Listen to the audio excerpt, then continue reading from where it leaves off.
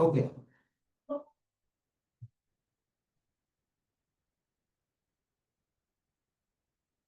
It didn't say recorded. Is it recording? It says. There's a little icon of a video camera. Yes, it does. It is a photo. It is recording. It is recording.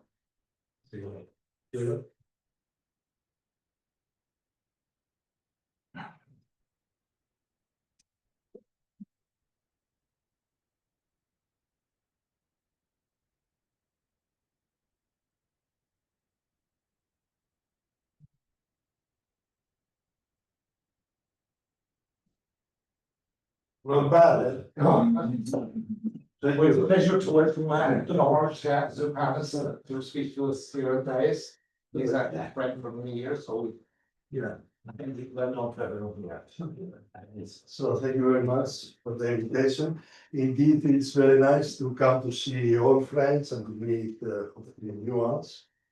And the good news this time is that it was some decision that your institute is going to join Corfu. So this hopefully will enhance our interaction in the future. For those who don't know, we have several meetings per year in Corfu. So if you just go to Corfu 2026 at some point this year, you can see what we have this year. It's not yet anything, but you can get an idea from the 2025. So several of them, they are just repeating.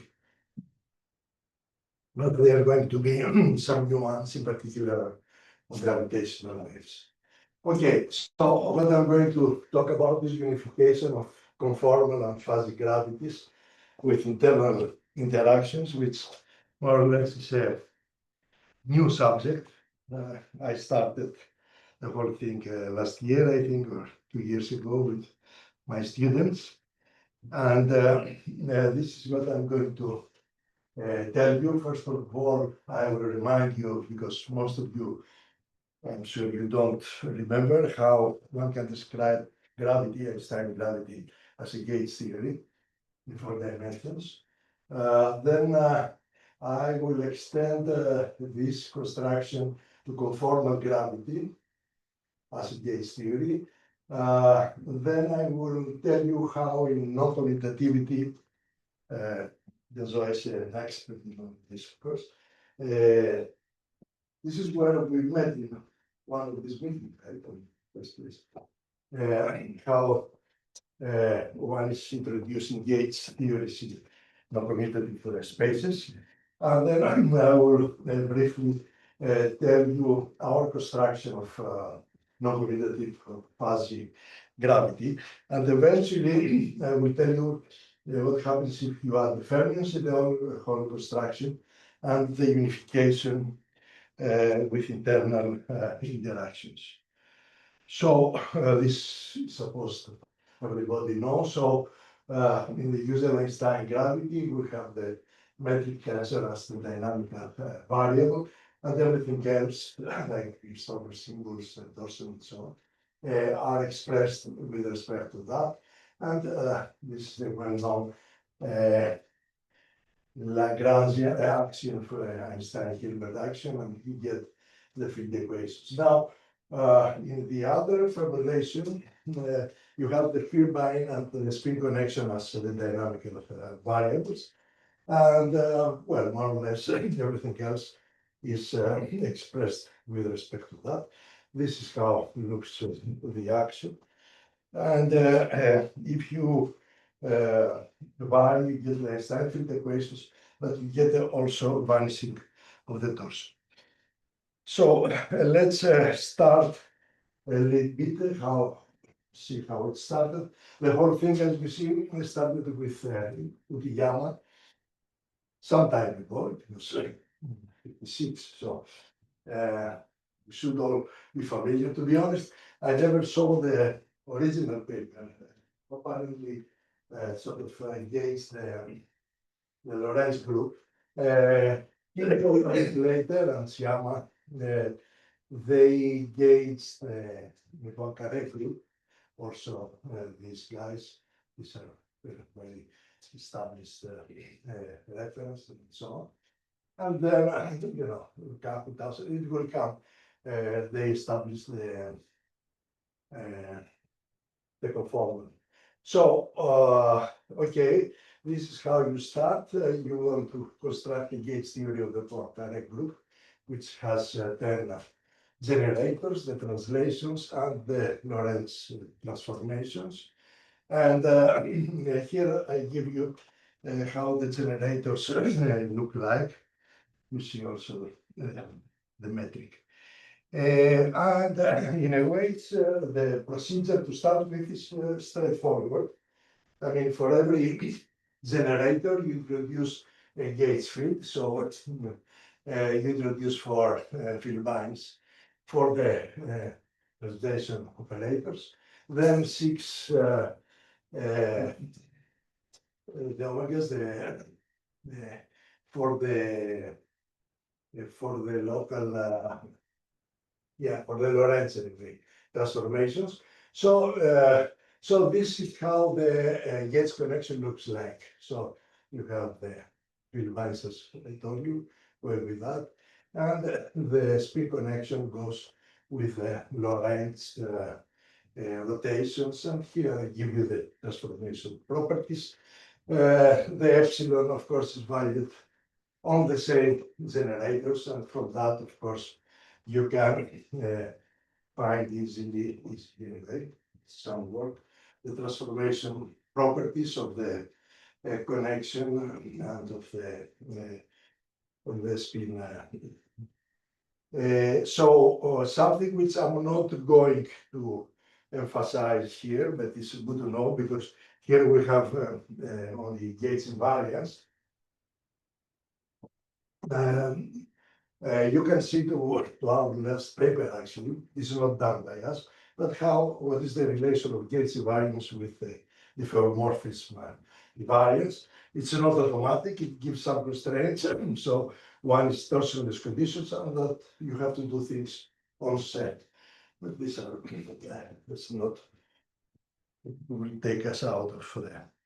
Okay, so if you have the gauge field, of course, you can calculate the field strength.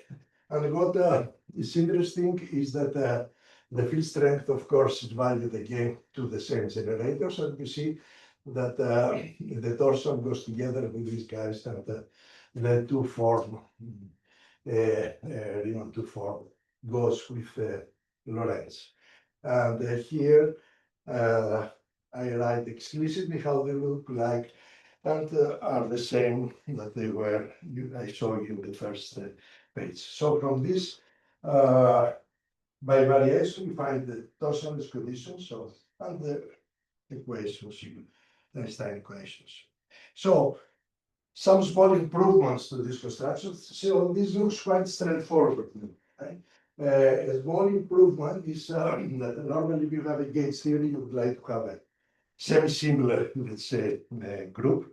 So people thought that instead of the Poincare, to go to semi-similar groups, which are have the same number of generators, but such are the de Sitter or the de Sitter group. I describe the anti-de Sitter here, but it's the same thing to do with the de Sitter.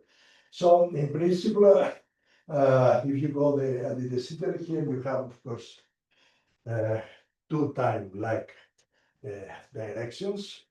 And here everything is around, let's say, up to 5 indices, and you split the indices in what we had before plus the 5, and this is identified with what we had before for the Lorentz, and the A5 is connected to the momentum, let's say, to the translation operator. And you just re-express things like that. So this is nothing big to do. Just instead of having fields in transforming in a bit different way. I mean, the Lorentz is a semi-similar way, the other was not. Now you can see the same thing transforming in the same way. So it's a small advantage. What is not trivial is how to write an action. And how to write an action, first of all, the first thing that comes in mind is to take the F square, right, of the gates. And this, you know, that is dimensionless. And in gravity, of course, you want to introduce something which is dimensionful, right? So this is a first. So among others, other difficulties, I don't want, but this is quite work. You try to write some quadratic form for what you have, from what you have at hand. And something else that comes in mind, I have it in red, because this is what we have in 2CD, let's say, is the FFT in 2CD, which we know that is a total divergent. So this is not good either, because we go away. So what these people did was to introduce an auxiliary scalar, auxiliary because they put also a Lagrange multiplier to get rid of that. And at the same time, so this is, okay, the Y or something. This is the auxiliary field. I call it auxiliary Y, whatever it is. And this comes from dimensional reasons. And you take this scalar field to be the vector representation, but also you choose a direction. You fix, gates fix things. Well, if you remember also when you break theories and so on, the theory remains, you want to break it spontaneously till you fix the direction of the field. Of course, the theory can be valid. So in this way, you go to you fix things in the fifth direction. And of course, what you have done in principle is to break one of the time-like directions. And this is what you get at the end. So you get something which is Gauss-Bonnet term, and does not have any contribution to the equation of motion. Then you have the Palatini action that I showed you in the beginning. By the way, you get also the torsionless condition because it does not appear in the final Lagrangian, the term with the torsion. And that you interpret as cosmological constant. Sorry, John, did I understand correctly that a few slides back, you started with the Palatini formulation, and then after this symmetry breaking, the term showed up that was Gauss-Bonnet-like. Gauss-Bonnet. That's Bonnet-like, because I mean, you started with the Palatini formulation. Well, no. What I started from is this, right? Yeah. And after the breaking, this is just SO13. So this is Yes. right. So you have broken generators. This is the point. But you've given no dynamics to Y. Sorry. You have given no dynamics to this. Yeah, I didn't give dynamics. Those who introduced didn't give dynamics. I showed the other day saying we don't say the dynamics, but we go to the result. So this is how I think if you gave Y dynamics, it would be torsion. Sorry, If you gave Y dynamics, it would be torsion. will be torsion. I expect so. I think so. That's interesting. We should discuss this. And can I ask, I mean, if you start with SO2,3, can you do with SO1,4? Yeah, sorry, exactly the same. So you get a positive. But then you get positive. Yeah. This is But that's- Well, which direction do you pick for your Y then? well, this is the time-like direction. Well, you need As they define. In the other case, of course, they are Would be space-like. Space-like. So it comes always like that. If you choose space-time comes. Then there's one of the four spatial directions is special, that's what you're saying. Because of this vector field. Yeah, well, I mean, it's up to you. If you choose space-time, you get the seater. If you choose the other one, you get the seater. Well, I think what Daniel was saying is that choosing Y is explicitly breaking SO2 common 3. Yeah. It is. So you break. You choose one in space-like direction. Yeah, I mean, not like that, but I told you somewhere here is that the time-like directions are the first and the fifth. So you break the fifth time-like. So you end up with the SO113. But if you have some dynamical mechanism, it would be nice too. Well, no, but certainly the Einstein action with the Palatini action. If you multiply the Palatini action by e to the phi, where phi is a scalar field, so a field one type thing, and use the Palatini formulation, you get torsion. I see. You get non-zero solid. But maybe disappears the torsion afterwards, Doesn't- because the result here always is that it becomes torsionless. But it will be interesting because it's a natural question. I think there is a very nice review of Kibble and Stelle. Not so many people know that. Stelle said it to me. It was presented in some conference, but did not appear anywhere, so apart from some strange proceedings. Fermions will introduce torsion as well. Sorry, Fermions will introduce torsion as well. fermions. Fermions, if you add the fermion action, the Palatini Yeah. action, that gives you torsion as well. Yeah. Okay. So I mean, these were so how you break it. So you enlarge the group to make it to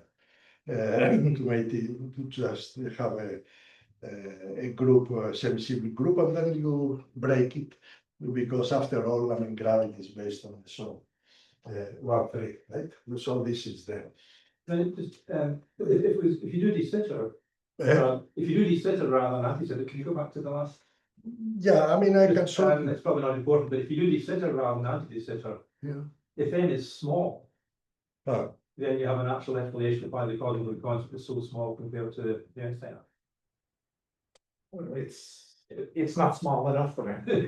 Well, no, what is n? It was the, I think, N is 1 over L, so just take L to the bottom. This is what you mean. which, So if it is, m of course is 1 get- over L. Yeah, you get the Cauchy space-time as n goes to 0, but f is very small but non-zero. Mhm. You get de Sitter type space-time, but the cosmological constant is much smaller than the Einstein. Okay. I'm not sure you would, right, because you want the Einstein terminal that once you go are correlated. You get n squared and n to the fourth. But then it's But small. even force isn't small enough. Depends what n is. It's the Einstein term. No, the Einstein has an n squared. I got to go to Yeah, sorry, I got time. Yeah, it isn't flat. I'm ready to learn afterwards, right? So let me go after this small kind of reminder. I wanted to discuss conformal, and you can ask me at the end maybe why I like conformal. I had some finiteness in the old days, and I would like, I have always this aim at the end, maybe with supersymmetry and so on. But let's go to the conformal in 4 dimensions, and the group is parameterized like that, SO2, 4. And I think I should say a little bit that many people, there is a sort of misunderstanding in the phrasing. When people talk about conformal, usually they refer only to dilatations. But the conformal group produces isomorphic to SO6, to SO4, so it has 15 generators. So, as I say here, 15 generators. So you have the 6 Lorentz, 4 translations we had before, and you have in addition 4 conformal boosts and the dilatation. So it's a big confusion for many people actually, with this, including me in some paper a few years ago. So anyway, this is the algebra they satisfy. And well, this is historical. We first of all follow the same procedure. I will show you in a minute. These are the guys who did the real work. And they had in mind, by the way, to construct the bilateral. So since it is more general, they put constraints to restrict to the bilateral. And this is Franklin and Sweater, they had a thick physics report also with the same aim. But they're not, none of them is completely clear what they really want. So maybe the confusion between while and conformal was also due to the fact that they didn't sort of specify what they were after. But eventually they wanted to construct the bilateral, but they did it with constraints. And what we did with my students was to do it spontaneously. By vile action, you mean W squared, is it? Vile squared. Yeah, one square, yeah. I will show you. Yeah, which is invariant only under dilatation. So it's quite straightforward. Just so this is the gauge connection. The field strength looks like that, and here I give you the various coefficients of the various, and here you can recollect things as they were before in the Poincaré case. So with 0, I refer to the Poincaré case and so on. Well, you can see here, because I can come again, this is the gauge field associated to dilatation, so this is the field strength related to that. So we did more or less the same procedure that I described to you before for the antecedent case. Just the field now is in the 15th. You can see it's 15th representation, right? And since it is in the 15th, some terminology that the physicists use is like azoid, let's say. But anyway, so there, the various components are also decomposed like that. And we pick up a specific gauge, which is like that. It's very similar to what we do with SU5 on breaking with the 24. The SU5, you have, you know, 3 the same and 2 different, so on. Anyway, so in one way or the other, our choice was to put the scalar in the direction of dilaton. And this is what we found. So just to Yeah, just to, yeah. You use that on, I just want to get it straight in my mind. You're thinking I to be in the diagonal. That means you must have well, you have components of each of those. So yeah, you have some representation. So this D is it looks like that. Okay. So I'm 1 minus 1 minus. So you need I mean, a good example for me was the SU5, because most of us we were familiar with SU5. But anyway, what is your question? I You just just know, need- I want to know which one of the components is non-zero of the. There's 15 Well, lines. only this one. And it's linear combinations they have to hand, so. Yeah, this one. All the rest are 0. Also, you're saying your D, the D generator is this diagonal one. The D is the dilatation, is the diagonal one, and no 0 is here, right? And so This the is diagonal, what I'm saying. so D. I mean, this could be general, but I get fixed in that direction. By the way, this can be done with 2 sextets also. So you go in two ways. I mean, let's consider this SO24 as SO6, let's say. Yes, you can do, yeah. So with the sextet, you break it to SO5 first, and then you can break it with another one to SO4, which is isomorphic to SO13. So we did it in both ways, and we found similar results.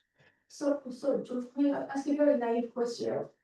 So in the action on the top, that first term that looks like it at two, I'm thinking in particle physics term, that would be parity violating, but you say that you're starting from a parity conserving. action. Yeah, Does that term not violate parity? this does not violate parity, you know. In the FF field, as you remember, yeah, this was it was C conserving and parity violating, or Yes, exactly, that's, the CP was yes, but it is parity violating C conserving. yeah. It's not parity conserving C violating. depends One on- was violated, the other was not violated, but the CP was C violated. was violated. That's why they put bounds or. What is the range of mu? Mu are 0 to 4, is it, or 0 to 3? The Greek letters are 0 to 3. The Greek letters in this Numerals. are 0 to 3, aren't they? No, I don't understand. I don't Are they understand. Lorentz indices? Well, these are Lorentz indices, and here they are the group indices. Yeah. This is a short notation of my student, which I didn't like, but anyway, these are Lorentz indices. Yeah. Oh, it is parity violating. That's You're exactly absolutely what I'm right. saying. Yeah, It depends on the transformation properties of phi. Yeah. that's also a component. I don't know. Oh, he looks like it won't help much because he's written it out explicitly, man. I think it should not be. But, let's discuss it a little bit later. Yeah. This is the same thing what happened before, right? In the here, why you don't have the same question, madam? Because you didn't say that you are assuming parity conservation. Yeah, it's the same. It's the same. It's the same actually. So this should be a question here also, because you try to build a parity conserving stuff. But I it's a think you good have question. a Pontryagin term which is violating parity in that one. Mhm. Wasn't it didn't you have a Pontryagin term? Yeah, Which was violating parity. yeah. So Yeah, so it's a question why this auxiliary field. it's a very mild violation of parity. It's a good question. I should have thought of that, but this is the standard thing. Yeah. So, yeah, it's a good question. I would like to see that again, yeah. This is a Poietring number. So, what you get at the end, this is what you get at the end. And you can see that this mu, which was, the mu was the gauge field associated to the dilatations, does not appear, and nor the field strengths. So we can put this guy equal to 0, and then from the fact that this is also 0, since does not appear, you find a relation between the two Vilbines. As I told you, you have two Vilbines here, right? As you remember. One Vilbine was connected here, and this is the mu, which goes with conformal boosts. So you find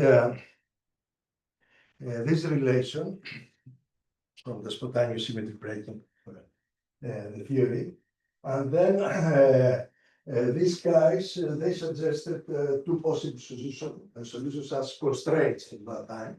Of course, they had intuition what would be the result. So one was Samsedin, and he did that.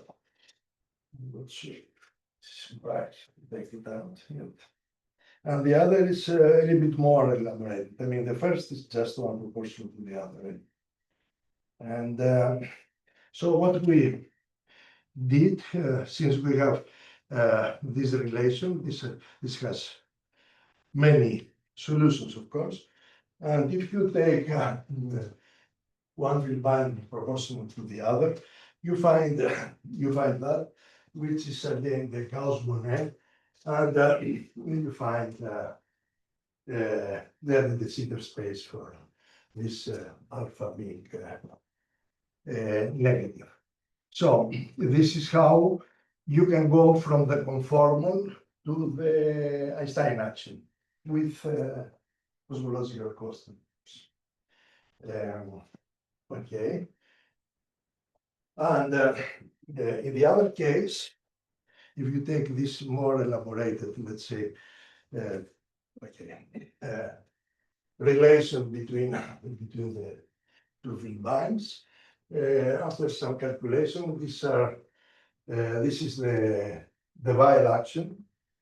This is the square of the Weyl, which many of us we are more familiar with this form, right? So from spontaneous symmetry breaking, you can have several solutions, and these are the two most interesting ones. Then Zoe don't look very happy. I'm looking at the determinant of C being this, which is, I'm surprised. Sorry, it's I mean, the first line is the determinant of C, yeah? yeah. Yes, isn't it? Oh, yeah. Well, maybe it's not for the determinant, it's just. So these are Lorentz. I need two more things. So these are group indices, and these are Lorentz. Yeah. It isn't the determinant.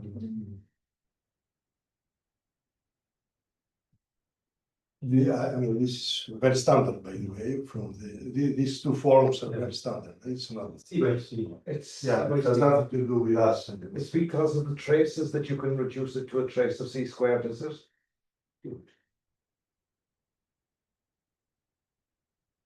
C, do I understand correctly that C is the Weyl curvature? It's the Weyl, Curvature. well, tensor. Yeah, okay. So that, yeah, I can rewrite the two epsilons as deltas, and that gives me. Yeah, you can play with such Okay. things. Yeah, I think we have that in the paper a bit more explicitly. Okay, so so far I told you also, I mean, first about the Einstein gravity, and also how you can construct and what are the results after breaking of the conformal symmetry. Now I go to non-commutativity framework. Maybe then Zoe has even more questions here.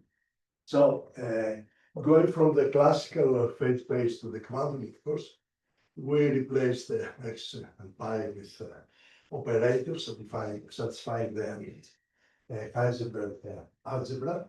And the claim, let's say, the general claim in non-commutative space is that the x's themselves they satisfy this relation, the Heisenberg relation. Maybe this is not exactly the historical order or something, but anyway. Now, if this guy is a constant, and this had a name, the canonical case for some reason, people were working for that for a long time. Remember all the best group for some reason was working for that. I never understood why they insisted so much, and they used also this Cyber-Witten map and so on. Anyway, but this is not the need.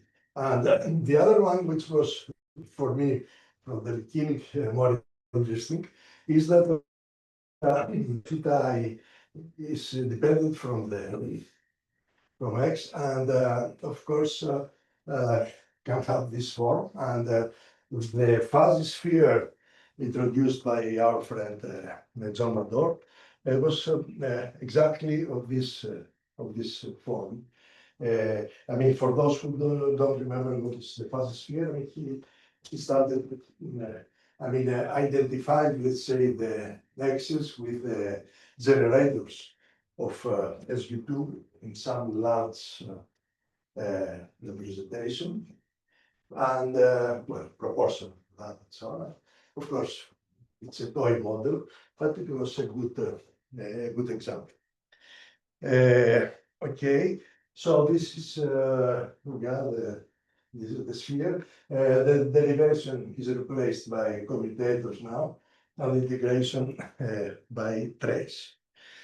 Now, let me tell you quite briefly also how one can introduce gauge fields in this non-commutative framework. So, assume you have a field depending on the non-commutative coordinates, and you assume you have an infinitesimal gauge transformation. This is the parameter, which is if it is a function of the x-axis u1, if it is valued on the p times p matrices is up.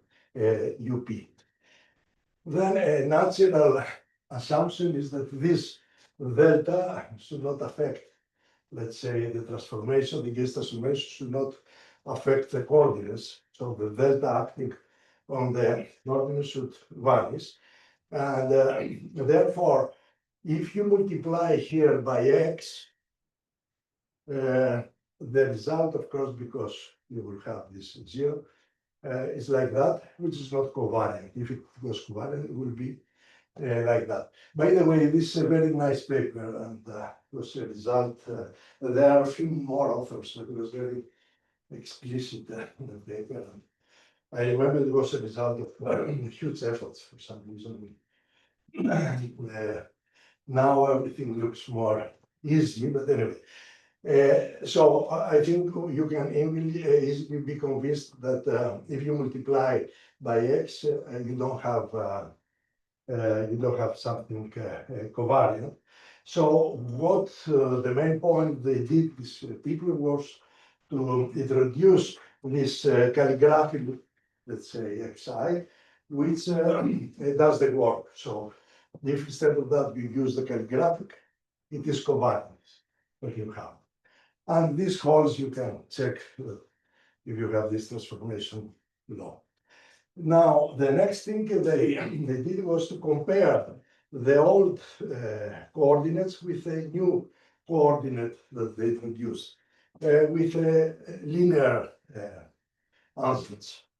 And this was very interesting because this alpha, if you do the small algebra, it transforms, don't forget that this is a differential, transforms like a gauge field. So they had a motivation to identify it with a gauge field. So this is the gauge field in the non-commutative case.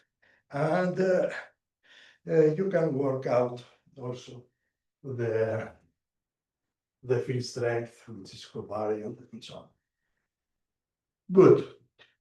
Another point which is worth mentioning in this context is that if you take two elements of the algebra, I mean, here is just an epsilon alpha. So in general, you have this relation. So they close in commutators and anti-commutators. In ordinary theories, these guys commute, of course. But here, in the non-commutative case, they don't commute. So you cannot get rid of the anti-commutators. They stay there and so on. And it seems there are two known answers. One is to consider a universal enveloping algebra, which I never tried. I mean, it has some nice results. Paolo Aschieri liked it because anyway, but it's an infinite algebra, so you better, for physicists, go away. Right? Instead, you can play a bit with the generators, fix the representation, and you can close the algebra. This is what actually we did. Now,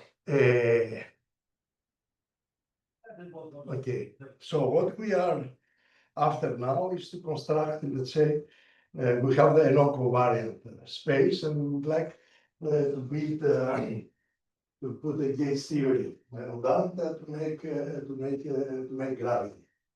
Now,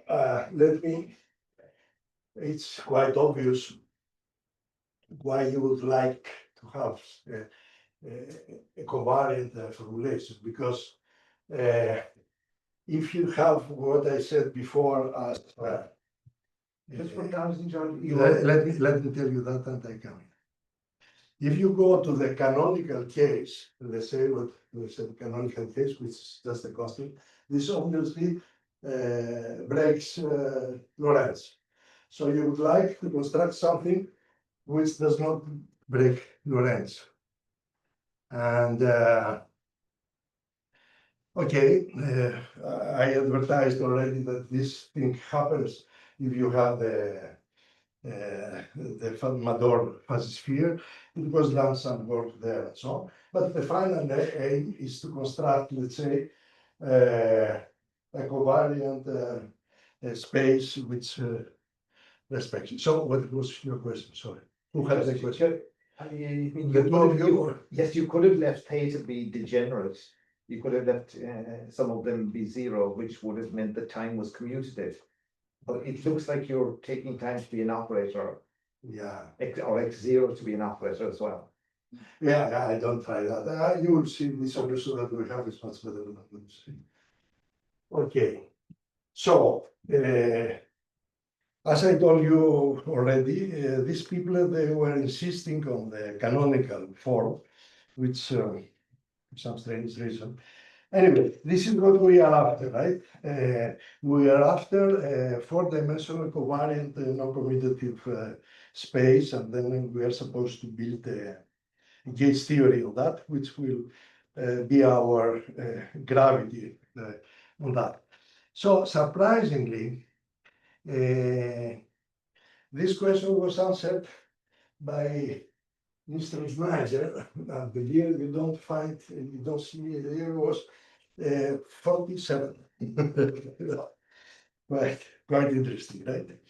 So let me tell you in a few words what he has done. So he took the sitter, which is defined by the bending like that in the 5 dimensions, where here is 5-dimensional Minkowski, and he made the following assumptions. First, he introduced natural minimal length in the whole scheme, and then he did something that Mador also did, as I told you before. He assigned the space-time coordinates to elements of the sitter group.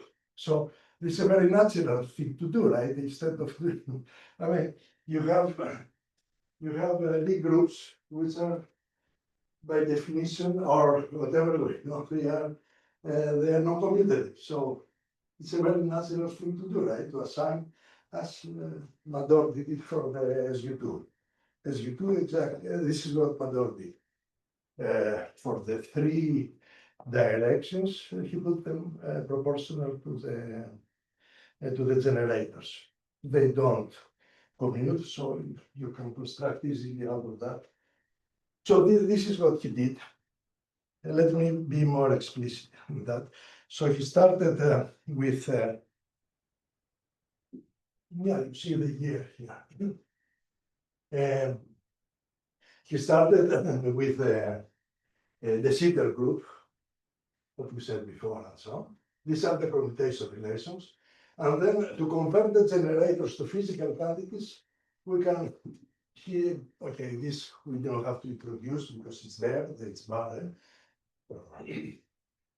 Rotations, and he introduced a lambda, a length parameter to describe the coordinates. And this is what we get after these substitutions. And you find very naturally that you have no commutativity among something that you could imagine from the beginning, of course. And here also, of course, they are these guys. Very nice idea, actually. And if you look to, this was 47, and I think Young, a month later or something, extended that to include also the momenta. Of course, if you read the papers, are not so easy to read as I described it here, right? But this is essentially it is. So instead of SO14, let's go to SO15, right? And he did the same thing. I mean, we also did that, but somehow just knowing that we have to extend all the rest we did, of course, not. These are the commutational relations, and then we employed the two-step decomposition. You start with what he suggested, and then you take the maximal group, and you end up to SO13. Now, again, you convert the generators to physical quantities because this is what it's like. So you put lambda, and it's larger than another, and so on. And you see the result. You have, as before, the non-commutative algebra that you had before, but now this non-commutativity extends also to momenta. And still you have something like in the Heisenberg algebra, just this guy is not constant, it's a field. So I think this is very nice. And then we went even further. So from the lesson I described before, then construct gravity, you have to gauge the isometric group of the space that we consider, which was an indecitor, but as is seen as a subgroup of the S15 that we had. I show you the reason to start with. And then you play the game of the closing of the algebra that I told you before, that either you have to go to the enveloping algebra or you play enlarging a little bit the group and so on. Playing with that, we found that the gauge group should be so like before, the conformal times in U1. This is playing around. Could be also SO15 Q, but this is very similar to the previous case. Okay, these are the generators that we use as combinations of the gamma matrices and so on. And this is a bit technically done. And these are the. So the U1 is associated with the identity matrix, is it? Sorry? The U1 is associated with the identity matrix? Yeah, sure, obviously. And these are the anti-commutation relations. And then you can build, I mean, it's a little bit, technical. I suggest you look to our paper a few years ago for that. But okay, after that you can construct in the way that I told you. You know the gauge group now and so on, so you can construct an action, and you would like to break it, of course, and you put a scalar which should be charged under the U1 if you want to break the U1. So it's elaborated stuff here. I mean, just to show that you need a lot of stuff here. So there's the gauge connection. These are very good. Then these are the components. Starts to be quite messy. And okay, the symmetry breaking, of course, we had it from before because we ended up to the conformal, let's say, theory times a U1. So you know how to do that.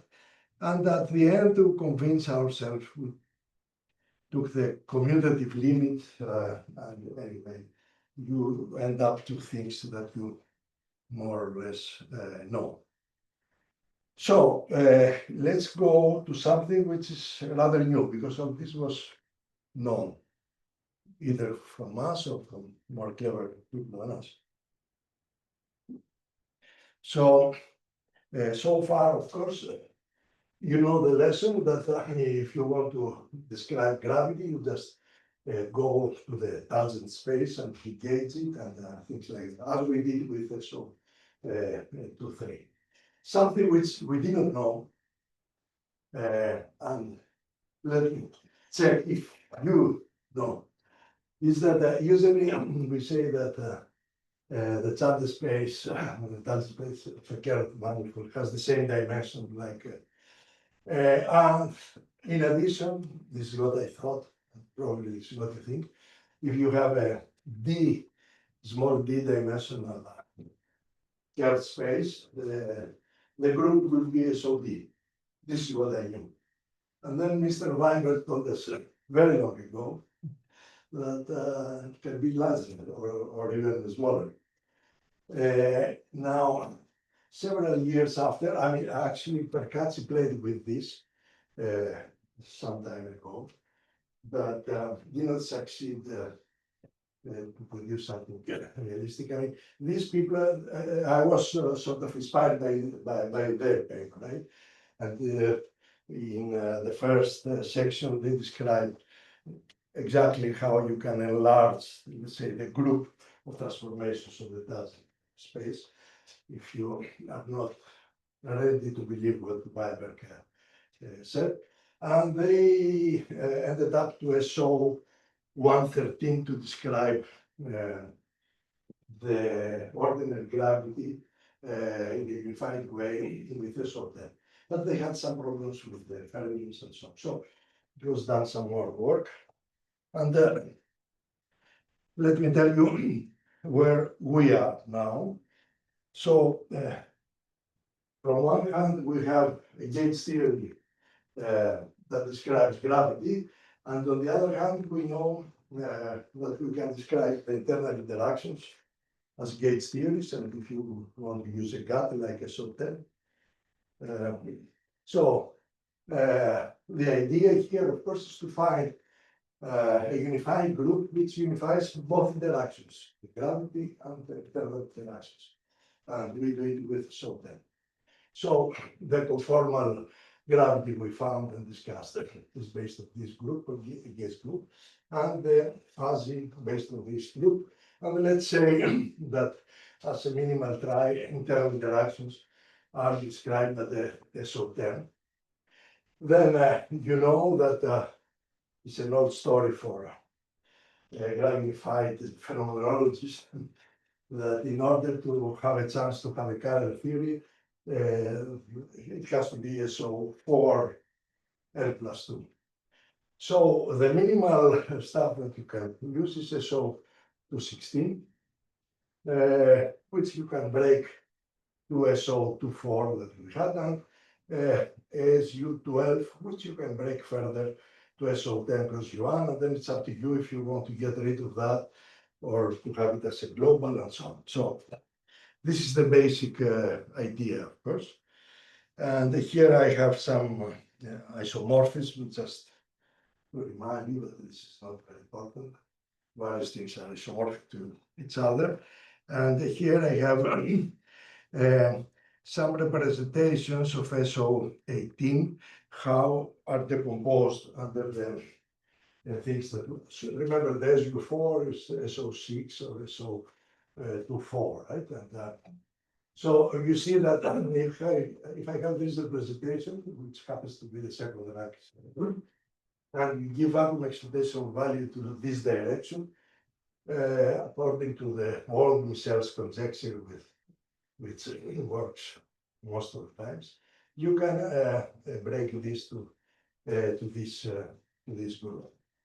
And okay, you can break further the SO12 to SO10, as I told. But again, you can play with some representations. If you want to keep the U1, you take this 66 because it has a 0 there. If you want to break it spontaneously, you choose the 74 and so on. And fermions are given here. So this is tiring. I don't expect that you should go into that. I mean, that you can check. And also here, I say what I told you before. SP4 is like SU4 is like SO6 or SO24 and so on. And the SP4 is like SO5. So you can break it. Let's say if you have a sextet, this is what I described before the question from the result. If you give a rapid state expectation value there, you break this group to that and so on, and you can go further. And Why is it SP4 rather than SO5? sorry, What makes it SP4 rather than SO5? I mean, there are isomorphic groups. there's some. But you have chosen to tell us it's SP4 rather than SO5. Okay, but For this, some reason. no, this, no reason, no reason, Okay. sorry. No, this is my Okay. just to play around with names, no, I did not, I didn't mean anything. There's Some people were surprised, quaternions are not playing a role here. it doesn't play. At all. And SP4 also is break, let's say, so fine, breaks also to SU2 plus SU2. SU2 plus SU2 also is isomorphic to SO14. But by the way, it was another way. There is one way to break the SU4 directly to SU2 cross SU2. But the crucial thing is how the fermions transform. So here they transform as this one. Anyway, so these are small things just. And as I told you already, a little bit before, you can do the same, not with 2 sextants, but with this, with a 15 plate. One more small remark that I have to remind you is you see the whole point here is that I was playing for a very long time with extra dimensions. Maybe these are members and so on. So if you have extra dimensions, the SOD was the group. That's the group. Now, the interesting thing from my point of view is that we are in 4 dimensions, and you don't have to introduce extra dimensions. You do the same thing without. Let me tell you, when we had the extra dimensions, let's say, so we were in 10 dimensions, or here we are in whatever, in 10 dimensions. Then you could introduce the analog of gamma 5 in 10 dimensions, the gamma 11, let's say, and you have to impose the while condition. By the way, without while condition, there is no chance at all to get current theories in 4 dimensions. So you have to do that. A note which that I have from my physics reports at that time is that the gamma d plus 1, of course, has this form. This is the gamma 5 that we know in 4 dimensions, and this guy. So if you choose one sign from here, apparently you relate those 2 guys, but the sign that you choose here is not really, has nothing to do with the gamma 5 in a 4 dimensions. So you have one freedom, one further freedom.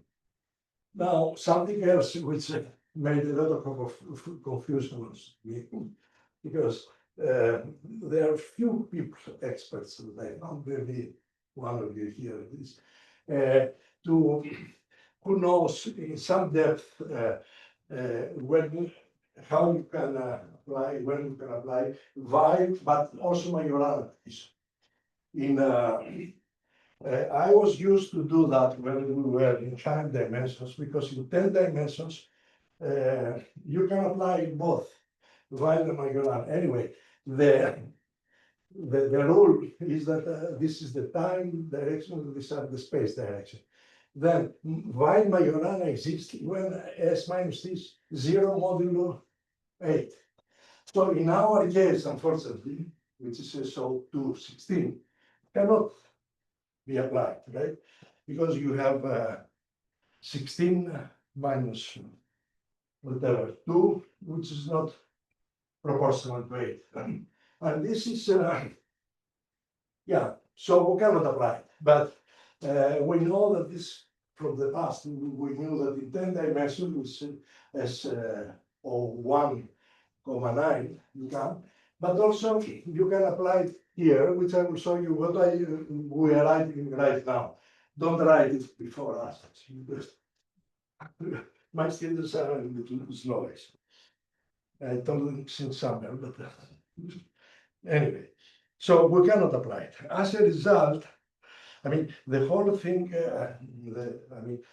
first of all, while you have to apply anyway, to have something realistic, but if you have also violent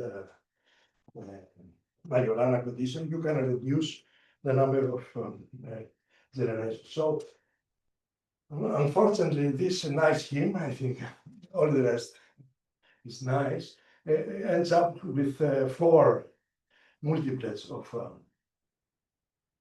16. And you cannot really distinguish them. So this is something I was telling you and challenging you from the first day, how we can break. I mean, at the end, in another case I'm showing, it's in even two generations if you have, how you can distinguish them. So apparently there is some symmetry you have to break. Now, if you go to the fuzzy gravity, things are more difficult, but since we spent a long time ago, a lot of time, we know more or less the answer. So if you introduce fermions in fuzzy gravity, in non-commutative gravity, first of all, the theory has to be chiral, and then it has to be in a matrix representation, which in general is very, very hard. Unfortunately, after a long time trying, we had sort of solved this problem some time ago, from 10. And this was actually something that they introduced in the first years after the Sitter conformal game and so on, the chain and so on. This guy is okay, I'm not good with names of the time. Gafro and Silverstein. They had an interesting example. Now, this is supersymmetry, and this Gates group in some power, this kind of thing.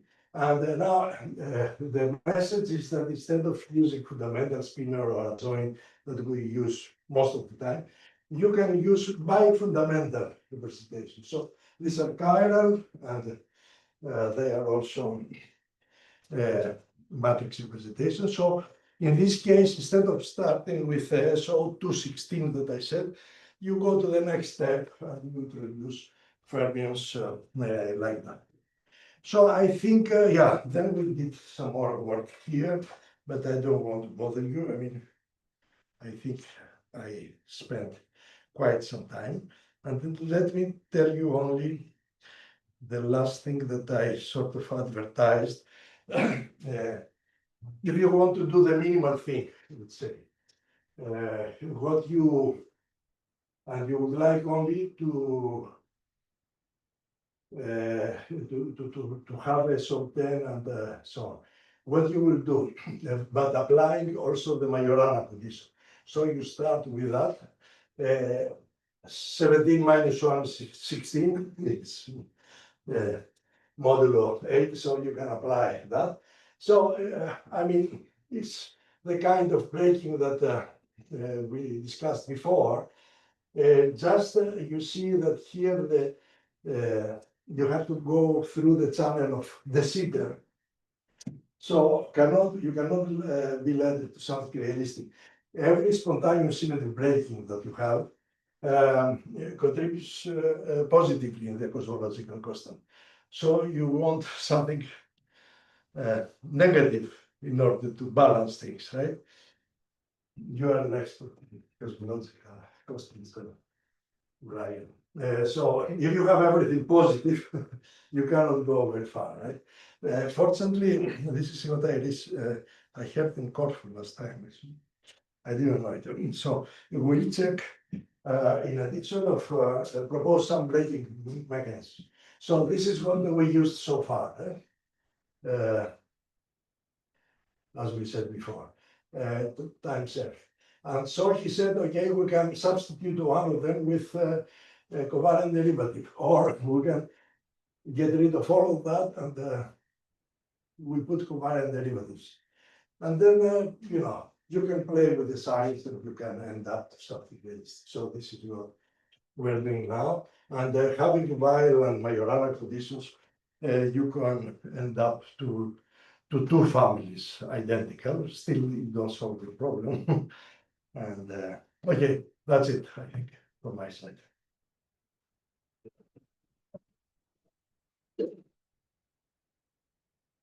And I take some lessons from you to check, of course. I think it was Venus who asked first the question about parity and so on. Let me think about that. Because it appeared also from the beginning. Okay, so And then maybe you mentioned Weinberg and this tangent space. Can you tell us what that meant? Because I don't know what she was supposed to be meaning by Well, the tangent space is larger. well, if you, Unless you mean that there's a complex group or something that's playing a role. well, it's not complex. If you look to the paper of Noncommutative and something they discuss, it's not complex. So what is happening when the tangent space is larger? It's up to you to enlarge it somehow.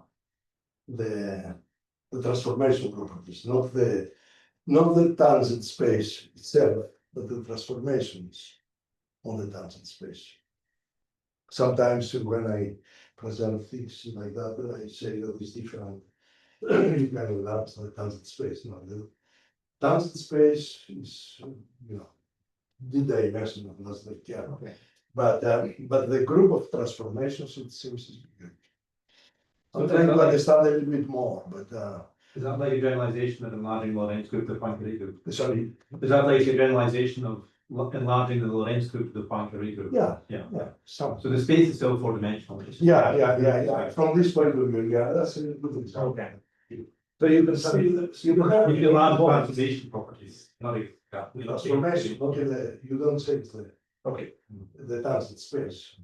The tangent space is as the original manifold, but the group can be different, I'm sure. Yeah, thank you, it's a good example. I didn't think of that. Because somebody else before was asking if you know a simple example like that. Of course, this is a very simple example, right? But also this is what I was telling you all the time. The seater, so it's the same thing. Right? If you enlarge, you just enlarge the. But if you want to do some more mathematical construction, these people they have done it. Just they failed in Fermions. But Fermions is very tricky thing. It would be nice. I mentioned before, the fermions will introduce torsion as well. This another thing that you said. I would like to understand this better. Actually. Can I ask you, when you get SO10 plus U1, SO10 is automatically anomaly free. You have to worry about anomalies. Yeah, but with the U1, you mean. Yeah. I don't worry very much about it. To be honest, I don't think because everything is in spin-oral representation. So I will not worry. Somebody was asking me this before. That, a student in Dara was asking, which is a natural question. I don't think it will be a problem. But okay, in a complete thing, one has to think about it. Because we don't, the U1 is not, the subtents are only free. Good, thank you, I learned things. But I would like to learn more from what you said. If you introduce torsion that you cannot get rid of, or this is. Well, if you're using the palette, if you vary both the Vierbeins and the connection independently. Yeah, this is what. If you have fermions in your theory, you'll get torsion. Yes. It's quite simple to do. It's very simple, It's a nice thing. See, and I was surprised about. I'm sure that all these people, when they were sending me a question, they were choosing parity conserving. That's why I did not bother because everybody did the same. So I did not bother. For you, this was a natural question, because this FF tilde was known that how this violates parity, conserves charge, but the CP is conserved. with theta being minus. For the five-dimensional case, where you have that YE, Yeah, if YE is changes sign on the parity, the whole thing is probably this is It's the, a variance. probably this, because the y, yeah. Yeah, it looks like a vector, that's what presumably change. It's vector, it's vector. Yeah, so the whole thing is actually parity here. Five dimensions. I see, yeah, thanks. Okay, Yeah, you're also. I was sure that this is correct because Yeah. it's not my construction, but. Yeah. Like, people like people and these people are still, I'm not so naive to overcome this word unrest. I have a phenomenological question. Yeah, So with all these continuous symmetries spontaneously breaking, you're basically predicting the existence of topological defects and cosmic yeah, events. yeah. Okay, so this is something that we have examined in one of these papers. The bad thing, the negative thing, so we did something on that, of course. We thought, okay, is there any prediction or something? So you can look to our last paper actually with Gregory. And the negative thing, first of all, again, that I learned in Corfu from King, our friend King. You remember King was giving a nice talk and Yes. presenting on these Yeah. ratings, so that was very nice. So here we have many ratings. And that's a bit, well, if you go through their paper, it's a very nice paper. So they had two constraints, of course. One is the proton decay, and the other is to have observable gravitational waves after breaking. And unfortunately here, the breaking is close to Planck scale. Yeah. So there is, it was out. So we did the work since we wanted to learn. You can see our last paper. It's the last paper in Spain. So, but this is due to the breaking of SO10, various channels of SO10. No supersymmetry because we made it, for example, but no supersymmetry. There are many channels which are viable and so. And you can see their signals of, but this is not something that this scheme that I propose predicts. It's SO10. See? So, yeah. Anyway, maybe you could look a little bit more, and maybe there is something. But I mean, what we did is sort of high enough that. And also what I discussed also with you yesterday, so is that you see there are people, of course, who have done normalization, group equation, the functions, and so on for the Lorentzian stuff.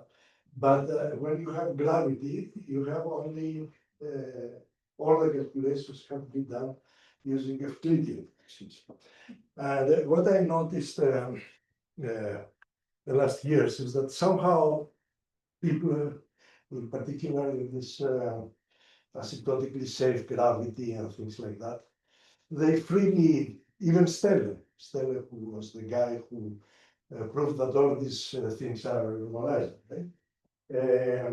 They had the freedom to make statements. Yeah, even the other Percazzi has at least done calculations of 2 loops in Euclidean, maybe even more. And of course, I was in correspondence with all these guys.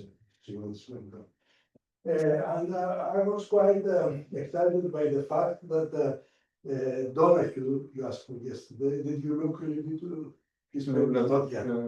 So Donahue, who is known first of all for low energy phenomenology, pions and so on, but he did also gravity. He had this point that one loop, you could trust the calculation. So it will be nice if you have some more arguments.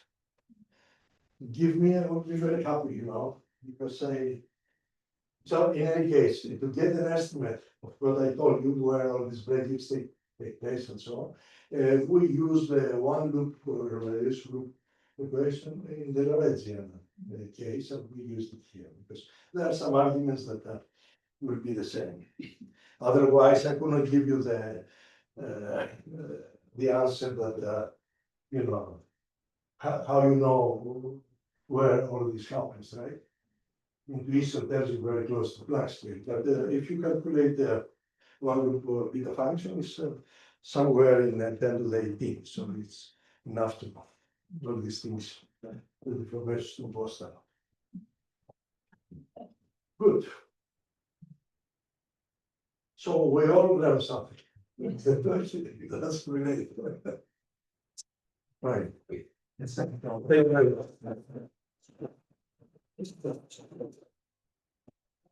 We'll try to stop the recording. Sorry? I will try to stop the recording and we It's not necessary that everybody knows our secrets, right? the remainder of the conversation can be less helpful.